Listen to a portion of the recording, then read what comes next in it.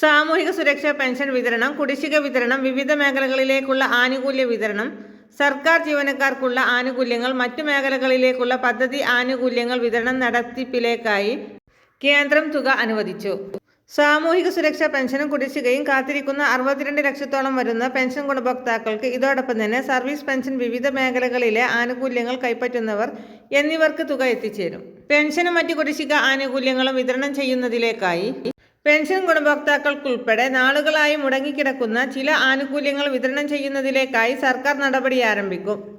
കേന്ദ്രത്തിന്റെ ഭാഗത്തു നിന്നും തുക ലഭ്യമായ സാഹചര്യത്തിലാണ് സംസ്ഥാന സർക്കാരിന് ആശ്വാസകരമായ നടപടിയിലേക്ക് എത്താൻ കഴിഞ്ഞത്.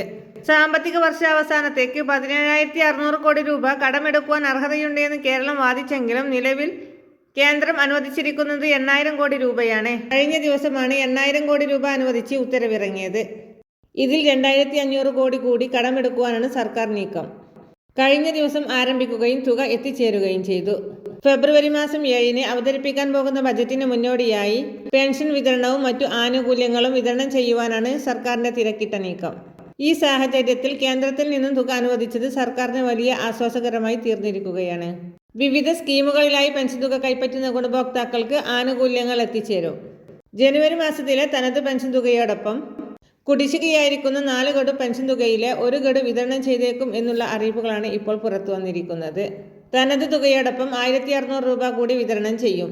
പെൻഷനും മറ്റു ആനുകൂല്യങ്ങളും വിതരണം ചെയ്യുന്നതിലേക്കായി തുക എത്തിച്ചേരുന്ന സാഹചര്യത്തിൽ ഇന്നു മുതൽ സംസ്ഥാനത്ത് പെൻഷൻ വിതരണ നടപടിക്രമങ്ങൾ ആരംഭിക്കും.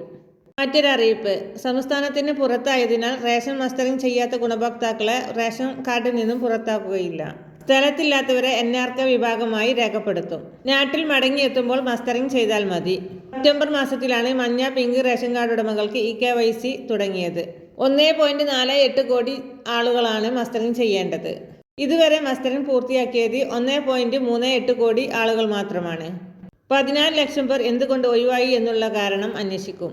റേഷൻ ഉടമകളുടെ സഹായത്തോടെ റേഷൻ ഇൻസ്പെക്ടർമാർ വീടുകളിലെത്തും. ഡിസംബർ 31 വരെയാണ് മസ്റ്ററിംഗിന് സമയം അനുവദിച്ചെങ്കിലും ഇപ്പോഴും തുടരുന്നുണ്ട്. വരും ദിവസങ്ങളിലെ എല്ലാ സർക്കാർ അറിയിപ്പുകൾക്കും വേണ്ടി നമ്മുടെ ചാനൽ സബ്സ്ക്രൈബ് ചെയ്യുവാൻ മറക്കല്ല.